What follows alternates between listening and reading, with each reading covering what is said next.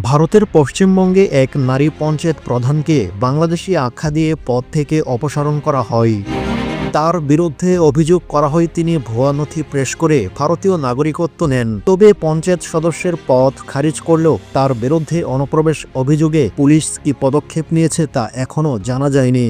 সোমবার ভারতীয় সংবাদ মাধ্যম হিন্দুস্তান টাইমস জানায়, মালদার হরিশ্চন্দ্রপুরের রশিদাবাদ গ্রাম পঞ্চায়েতের প্রধান আলভি খাতুনকে অবশেষে পঞ্চায়েত সদস্যের পদ থেকে অপসারণ করল প্রশাসন।